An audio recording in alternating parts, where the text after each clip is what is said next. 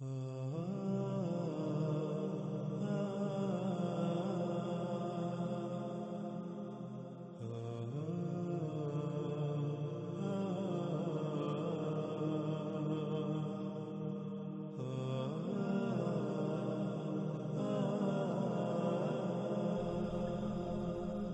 مَكَنَّا لَهُ فِي الْأَرْضِ وَآتَيْنَاهُ مِنْ كُلِّ شَيْءٍ سَبَبًا، اس میں کچھ شک نہیں مکن دیا تھا ہم نے، یعنی زمین میں اختیار و اقتدار، حکومت دی تھی اسے، اور دیے تھے تمام کی تمام اشیاء سے اسباب، اسے ہر شے سے سبب دیا گیا تھا۔ یہاں ناظرین سوال یہ پیدا ہوتا ہے کہ اللہ سبحانہ و تعالیٰ نے زمین میں حکومت کیوں دی؟ یعنی اللہ سبحانہ و تعالیٰ نے ذوالقرنین کو زمین میں حکومت کیوں دی اور تمام کی تمام اشیاء سے اسباب کیوں دیے؟ تو پہلے اس سوال کا جواب قرآن سے ہی حاصل کرتے ہیں، اس کے بعد انتہائی آسان مثال کے ساتھ اس کے جواب کو ایک دوسرے پہلو سے بھی واضح کریں گے۔ جب اللہ سبحانہ و تعالیٰ سے سوال کیا جائے تو اللہ سبحانہ و تعالیٰ اس سوال کا قرآن میں یوں جواب دیتا ہے، الذین ان مکناہم فی الارض اقاموا الصلاۃ وآتوا الزکاۃ وامروا بالمعروف ونہوا عن المنکر وَلِلَّهِ عَاقِبَةُ الْأُمُورِ، ایسے لوگ اگر انہیں مکن دیا جاتا ہے ارض میں، یعنی جنہیں زمین میں اختیار و اقتدار، حکومت دی جاتی ہے، تو کیوں دی جاتی ہے؟ اس لیے دی جاتی ہے کہ وہ قائم کر رہے ہوں الصلاۃ، اور دے رہے ہوں زکوٰۃ، اور امر کر رہے ہوں معروف سے، یعنی انہیں جو اختیار دیا گیا، جو حکومت دی گئی، تو وہ اس اختیار کا استعمال کرتے ہوئے انسانوں سے وہ کام کرواتے ہیں جن کے کرنے کا حکم دیا گیا، اور روکتے ہیں ان کاموں سے، ان معاملات سے جن سے رکنے کا کہا گیا۔ اور اللہ کے لیے ہے تمام کے تمام کاموں کا انجام،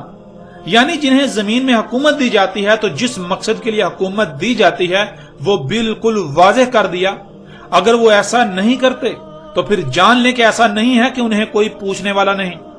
وہ زمین پر اقتدار و اختیار ملنے پر جو جی میں آئے کرتے رہیں، انہیں کوئی پوچھنے والا نہیں، انہیں کوئی زوال نہیں، ایسا نہیں ہے، بلکہ اللہ سبحانہ و تعالی نے سب کچھ قدر یعنی پورے حساب کتاب کے ساتھ خلق کیا، اس لیے ہر کام کا انجام، ہر کام کا نتیجہ وہی نکلے گا جو اللہ نے طے کر دیا۔ اگر زمین میں حکومت ملنے پر اس کا حق ادا نہیں کیا جاتا، جس مقصد کے لیے زمین میں حکومت دی گئی اس مقصد کو پورا نہیں کیا جاتا، تو وقتی طور پر تو زمین میں ان کے پاس اختیار ہے، وہ جو جی چاہے کریں، لیکن بالآخر جب نتائج سامنے آئیں گے تو نتائج ان کی مرضی کے مطابق نہیں بلکہ وہی سامنے آئیں گے جو اللہ نے طے کر دیے۔ اس آیت میں اللہ سبحانہ تعالیٰ نے یہ بات واضح کر دی کہ اللہ سبحانہ تعالیٰ زمین میں جن کو بھی حکومت، اقتدار و اختیار دیتا ہے تو اس لیے کہ الصلاۃ قائم کریں۔ آگے بڑھنے سے پہلے جب تک لفظ الصلاۃ کی سمجھ نہیں آئے گی تب تک آگے بڑھنے کا کوئی فائدہ نہیں ہوگا۔ ناظرین، نہ صرف عربی بلکہ دنیا میں یہ ایک عام اصول ہے، اگر کسی بھی بات یا شے کی سمجھ نہ آئے تو اس کی ضد کو جان لیا جائے، اس بات یا اس شے کی خود بخود سمجھ آ جائے گی۔ قرآن میں تمام کے تمام انسانوں کو صرف اور صرف ایک ہی کام کا حکم دیا گیا، اس کے علاوہ کسی دوسرے کام کا حکم نہیں دیا گیا، اور وہ ہے الصلاۃ۔ پورے قرآن میں اسی ایک حکم کی ہر پہلو سے وضاحت کی گئی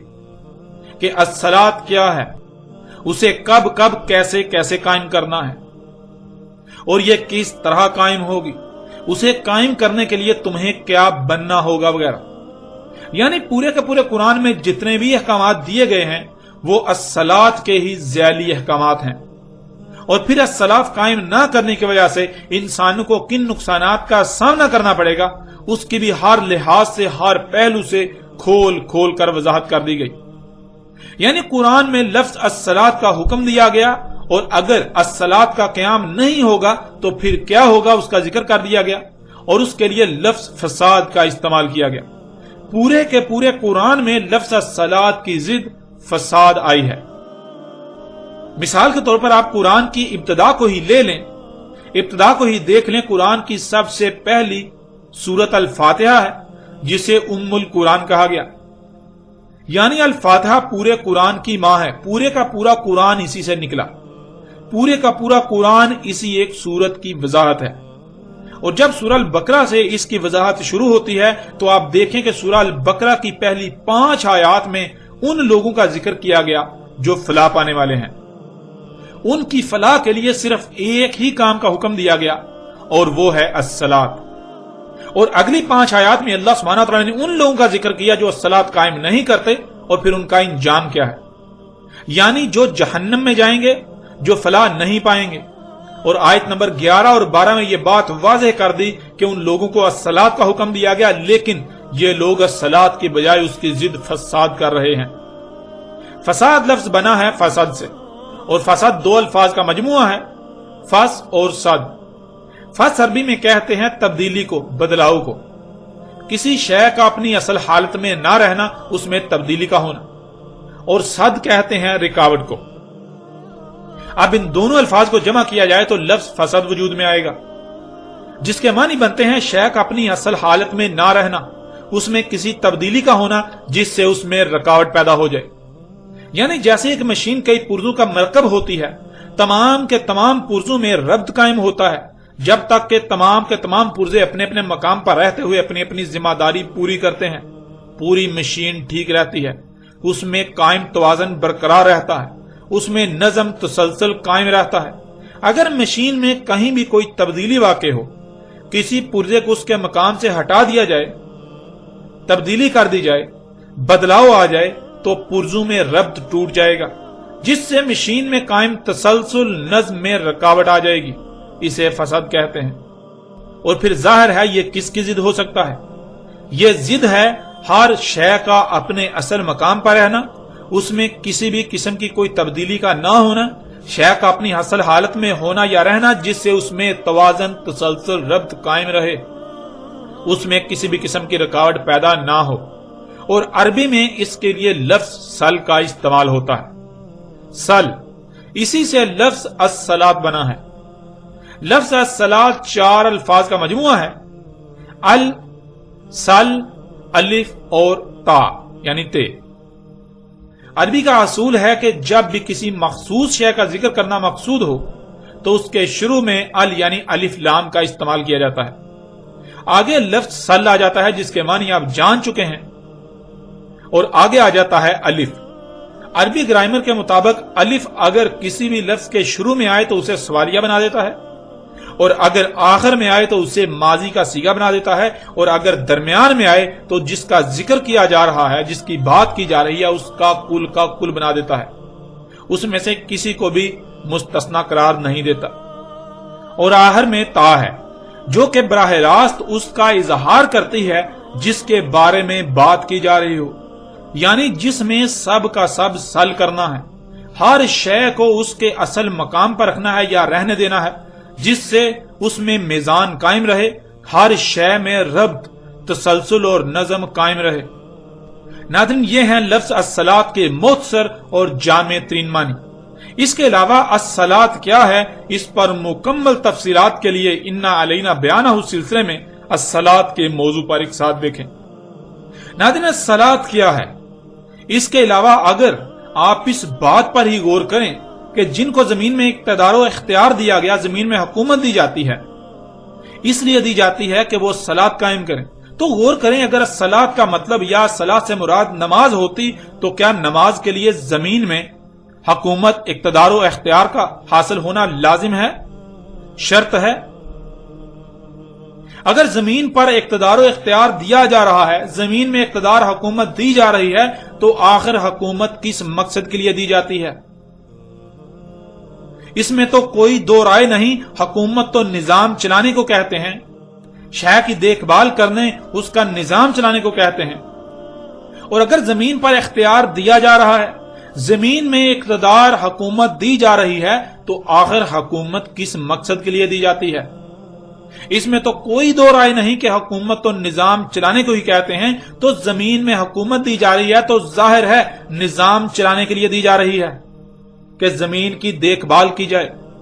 کوئی بھی زمین میں خرابیاں نہ کر سکے. اگر پہلے سے کوئی خرابیاں کی گئی ہیں تو ان کی اصلاح کی جائے، اگر خرابیاں کی جا رہی ہیں، فطرت میں پنگے لیے جا رہے ہیں، تو ان کو روکا جائے، ایسا کرنے والوں کو ڈنڈے کے ساتھ، سختی کے ساتھ روکا جائے. اب ناظرین ذرا غور کریں، ذوالقرنین علیہ السلام کو اگر مکن دیا گیا یعنی زمین میں حکومت دی گئی، زمین میں اقتدار و اختیار دیا گیا، تو ظاہر ہے اس لیے دیا گیا تاکہ وہ الصلاۃ قائم کریں، یعنی زمین میں تمام کی تمام مخلوقات کو ان کے اپنے اصل مقام پر رکھیں۔ اگر فساد کیا جا رہا ہے تو نہ صرف فساد روکیں بلکہ زمین کی اصلاح کریں۔ یعنی اگر آپ اپنی گاڑی کسی کو دیتے ہیں تو کس مقصد کے لیے دیں گے؟ ظاہر ہے تاکہ وہ اسے چلائے اور اس کی دیکھ بھال کرے۔ اگر اس میں کوئی خرابی ہو تو اس کی اصلاح بھی کرے، اس کی خرابی کو دور بھی کرے۔ ذوالقرنین کو اللہ سبحانہ و تعالیٰ نے زمین میں مکن دیا تو اس لیے تاکہ الصلاۃ قائم کریں، زمین کی تمام مخلوقات کو ان کے اصل مقامات پر رکھیں یا رہنے دیں۔ اگر زمین میں فساد ہو رہا ہے تو اس فساد کا رستہ روکیں اور زمین میں اصلاح کریں، زمین کی اصلاح کریں۔ اور یہی وہ وجہ تھی جس وجہ سے ذوالقرنین کو تمام کی تمام اشیاء سے اسباب دیے گئے۔ تمام کی تمام اشیاء سے اسباب دینا ہی اس بات کی وضاحت کر رہا ہے کہ ان سے پہلے زمین میں جن جن کو مکن حاصل تھا انہوں نے یا تو زمین کی تمام اشیاء میں فساد کر دیا ہوا تھا یا پھر فساد زدہ کر رہے تھے۔ اگر اس فساد کو نہ روکا جاتا، اگر ان کو نہ روکا جاتا تو زمین تباہ و برباد ہو جاتی۔ اس لیے تمام کی تمام اشیاء سے اسباب دیے گئے ذوالقرنین علیہ السلام کو تاکہ وہ ان اسباب کو بروئے کار لاتے ہوئے زمین کی اصلاح کریں، مفسدین کا رستہ روکیں۔ تو اگر ایسی شخصیت جسے ذوالقرنین کہا جا رہا ہے، یعنی وہ شخصیت جسے زمین کے مغرب و مشرق تک کا اقتدار کیا گیا، وہ شخص زمین میں کہیں جاتا ہے تو کیا وہ گھومنے پھرنے جائے گا؟ نہیں، وہ گھومنے پھرنے نہیں بلکہ اسی مقصد سے جائے گا کہ وہاں فساد کیا جا رہا ہے تاکہ اس فساد کا رستہ روکا جائے، اور وہاں اصلاح درکار ہے، زمین میں اصلاح کی جائے، زمین کی اصلاح کی جائے۔ اب اگلی آیات میں دیکھیں اللہ سبحانہ و تعالیٰ نے کیا کہا، فَأَتْبَعَ سَبَبًا، پس اتباع کی یعنی پیچھے چلا ان اسباب میں سے ایک سبب کے جو ہم نے اسے دیے تھے۔ ناظرین تبع کہتے ہیں کسی کے پیچھے چلنے کو۔ مثلا اگر آپ کے پاس کوئی ایسے ذرائع ہیں، ایسے اسباب ہیں جو آپ کے پاس خبریں لاتے ہیں تو ان کے پیچھے جانے کو اتباع کہتے ہیں، عربی میں تبع کہتے ہیں۔ اب ذوالقرنین نے یعنی اس شخص نے جسے زمین کے مغرب و مشرق تک کی حکومت دی گئی تھی، اقتدار دیا گیا تھا، اس نے اللہ کے دیے ہوئے اسباب میں سے ایک سبب کی اتباع کی،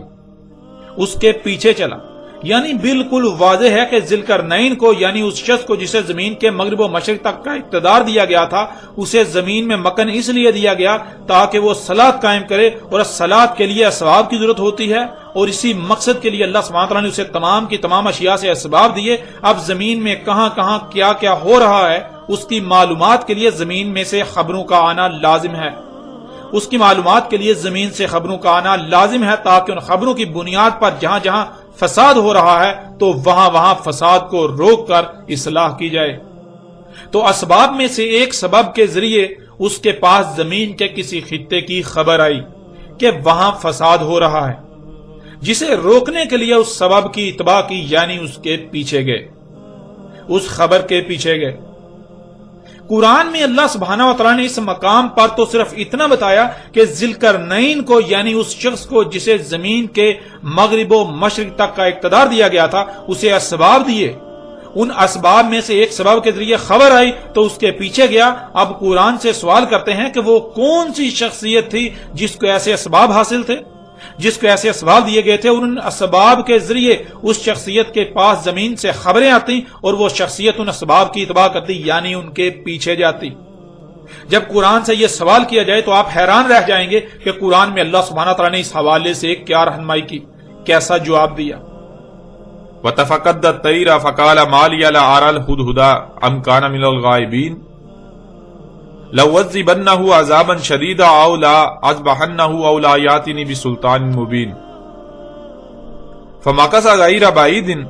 فَقَالَ أَحَطتُ بِمَا لَمْ تُحِطْ بِهِ وَجِئْتُكَ مِنْ سَبَأٍ بِنَبَأٍ يَقِينٍ إِنِّي وَجَدتُّ امْرَأَةً تَمْلِكُهُمْ وَأُوتِيَتْ مِنْ كُلِّ شَيْءٍ وَلَهَا عَرْشٌ عَظِيمٌ۔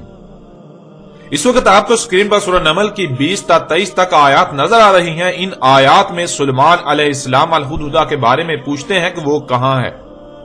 کیا وہ غائب ہے یعنی سامنے موجود نہیں ہے؟ اگر وہ بغیر کسی معقول وجہ کے غیر حاضر ہے تو اسے اس کے عمل کی شدید سزا دی جائے گی، اور زیادہ وقت نہیں گزرتا کہ الہدہد حاضر ہوتا ہے اور ساتھ کہتا ہے کہ وہ سبا سے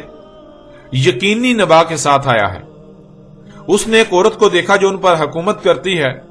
اس کو تمام کی تمام اشیاء سے دیا گیا، اور اس کا عرش عظیم ہے، یعنی اس کا اقتدار بہت مضبوط ہے، اتنا مضبوط کہ اگر اس کے اقتدار کو نکال دیا جائے تو پیچھے زمین میں جتنی بھی حکومتیں اور اقتدار بچتے ہیں ان کی اہمیت اور حیثیت ایسی ہی رہ جائے گی جیسے کہ جسم سے تمام کی تمام ہڈی نکال دینے سے پیچھے جسم کی اہمیت و حیثیت رہ جاتی ہے۔ اور اس کے بعد سلیمان علیہ السلام اپنے اس نبا لانے والے سبب کی اتباع کرتے ہیں، یعنی اس کے پیچھے ہو لیتے ہیں جب تک کہ اس معاملے کو نپٹا نہیں لیتے۔ اب ناظرین ذرا غور کریں، ایک مقام پر کہا جا رہا ہے کہ ذی القرنین کو زمین کے مغرب و مشرق تک کا اقتدار دیا گیا، اسے تمام کی تمام اشیاء سے اسباب دیے گئے۔ ذی القرنین یعنی جس شخصیت کو زمین کے مغرب و مشرق تک کا اقتدار دیا گیا، حکومت دی گئی، اس کو تمام کی تمام اشیاء سے اسباب دیے گئے۔ اور قرآن میں دوسرے مقام پر کہا جا رہا ہے کہ وہ سلیمان علیہ السلام تھے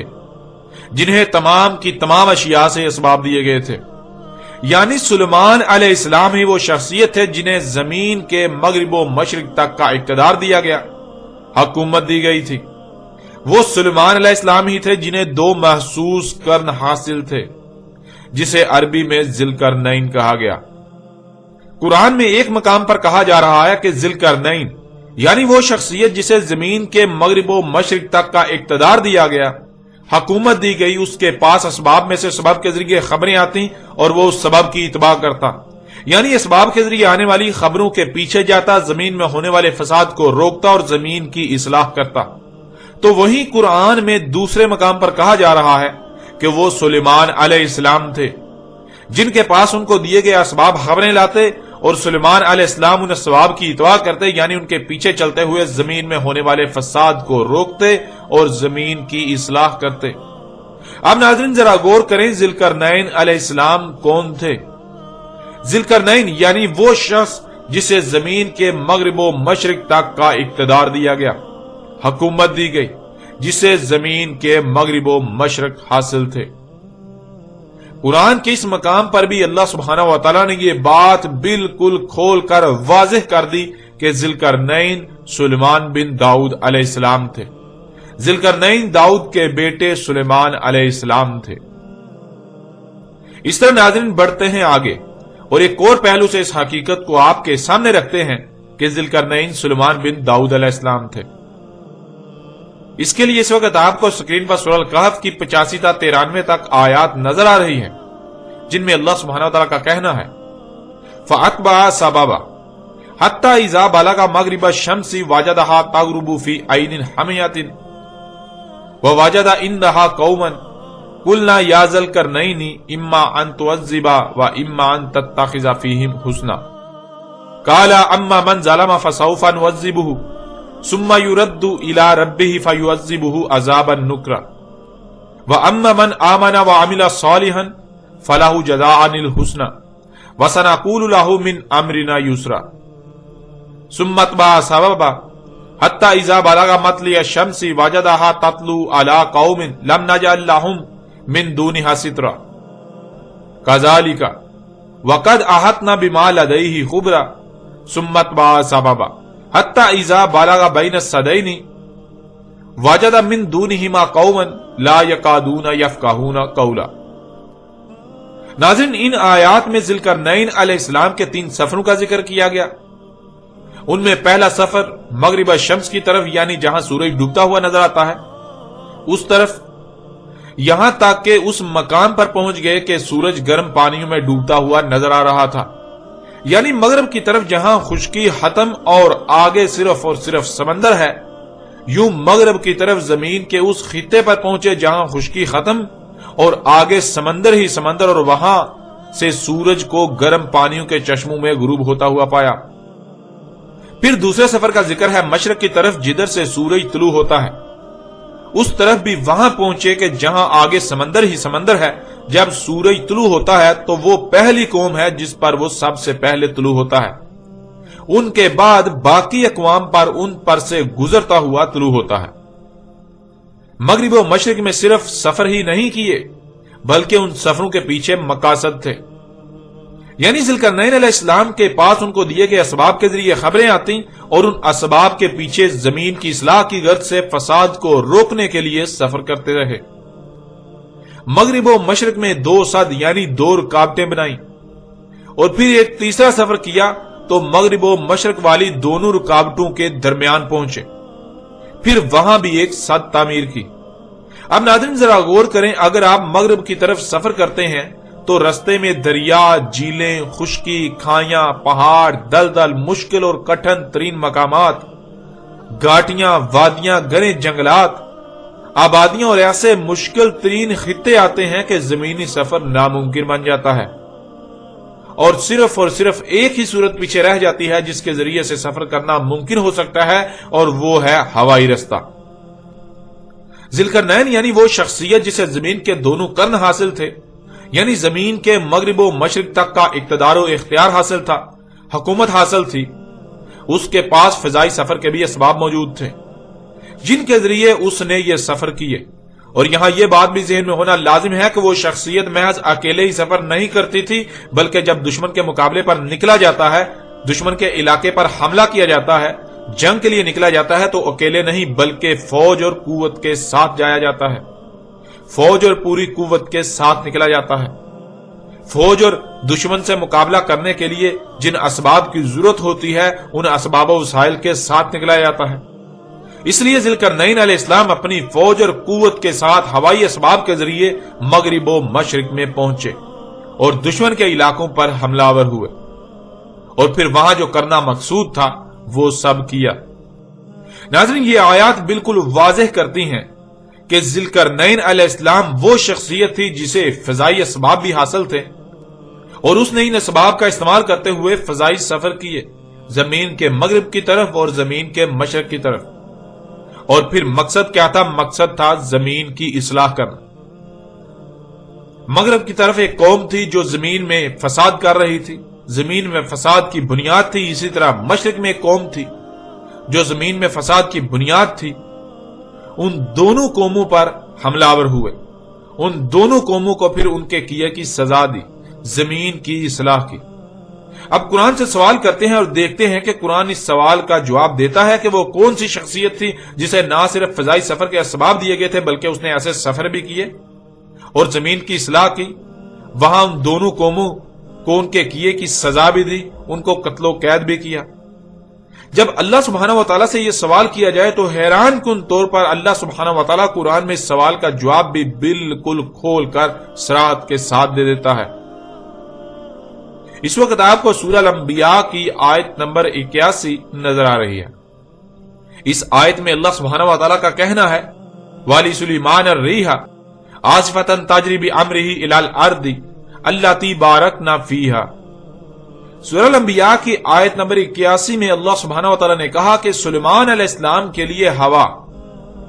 جو آگے سے آ کر پیچھے کو انتہائی تیزی کے ساتھ سلیمان کے امر سے بہتی تھی، یعنی سلیمان علیہ السلام کے لیے ہوا کو مسخر کر دیا۔ اور ناظرین یہاں یہ بات بھی جان لیں کہ جو کہا جاتا ہے اور عام کر دیا گیا، ہر ایک کے ذہن میں راسخ کر دیا گیا کہ سلیمان علیہ السلام ہوا کو زبان سے حکم دیتے تھے، جدھر چلنے کا حکم دیتے تو ہوا اس طرف رخ کر کے چلنے لگتی، اور پھر سلیمان علیہ السلام کے پاس ایک قالین تھا، وہ اس پر بیٹھ جاتے اور وہ قالین ہوا کے اڑانے سے وہاں پہنچ جاتا جہاں پہنچنا چاہتے تھے۔ ناظرین یہ بات بالکل بے بنیاد اور من گڑت کہانی ہے، اس کا حقیقت کے ساتھ دور دور تک کوئی تعلق نہیں، اس میں حقیقت کا ایک رائی برابر بھی عنصر شامل نہیں ہے۔ ہوا کا مسخر کرنے کا مطلب ہرگز یہ نہیں ہے کہ سلیمان علیہ السلام زبان سے ہوا کو جدھر جی چاہے کہتے کہ اے ہوا چل پڑ تو ہوا چل پڑتی، بلکہ اللہ سبحانہ و تعالیٰ نے بالکل واضح کر دیا کہ سلیمان علیہ السلام کو علم دیا گیا تھا، پھر اس علم کے ذریعے سلیمان علیہ السلام کو اسباب بھی دیے گئے تھے، جیسا کہ آپ ان آیات میں دیکھ سکتے ہیں۔ اس وقت آپ کو سکرین پر سورہ نمل کی آیت نمبر 15 نظر آ رہی ہے۔ وَلَقَدْ آتَيْنَا دَاؤُدَ وَسُلَيْمَانَ عِلْمًا، اور تحقیق کے دیا تھا ہم نے داؤد اور سلیمان کو علم۔ اب ناظرین ذرا غور کریں، کون سا علم دیا تھا؟ اللہ سبحانہ و تعالیٰ نے سلیمان علیہ السلام کو کون سا علم دیا تھا، اور پھر وہ علم دینے کا مقصد کیا تھا؟ جب آپ غور کریں تو ہر بات کھل کر سمجھ آ جائے گی۔ اسی علم کو استعمال کرتے ہوئے سلیمان علیہ السلام نے ہر شے سے اسباب حاصل کیے تھے، اور اسی کا سورہ نمل کی اگلی ہی آیت نمبر 16 میں ذکر موجود ہے۔ اس وقت سورہ نمل کی آیت نمبر 16 آپ کو سکرین پر نظر آ رہی ہے۔ وَوَارِثَ سُلَيْمَانُ دَاؤُدَ وَقَالَ يَا أَيُّهَا النَّاسُ عُلِمْنَا مَنطِقَ الطَّيْرِ وَأَوْتَيْنَا مِن كُلِّ شَيْءٍ۔ سلیمان علیہ السلام نے کہا، اے لوگو، علم دیا گیا ہمیں منطق الطیر کا، یعنی فضا میں تیرنے کی منطق کا علم دیا گیا کہ کس طرح فضا میں تیرا جا سکتا ہے، کس طرح ہواؤں میں اڑا جا سکتا ہے، ہواؤں میں سفر کیا جا سکتا ہے، اور دیا گیا ہمیں تمام کی تمام اشیاء سے۔ یعنی قرآن میں اللہ سبحانہ وتعالیٰ نے یہ بات بالکل کھول کر واضح کر دی کہ سلیمان علیہ السلام کو علم دیا گیا تھا، اور اس علم کی بنیاد پر سلیمان علیہ السلام کو تمام کی تمام اشیاء سے اسباب دیے گئے تھے۔ ان اسباب میں سے سبب کے ذریعے سلیمان علیہ السلام ہواؤں میں، فضاؤں میں انتہائی تیز رفتاری سے سفر کرتے تھے، اور ان سفروں کا ذکر بھی اللہ سبحانہ وتعالی نے قرآن میں کر دیا، جیسا کہ آپ اس آیت میں دیکھ رہے ہیں، سورہ سبا کی آیت نمبر 12۔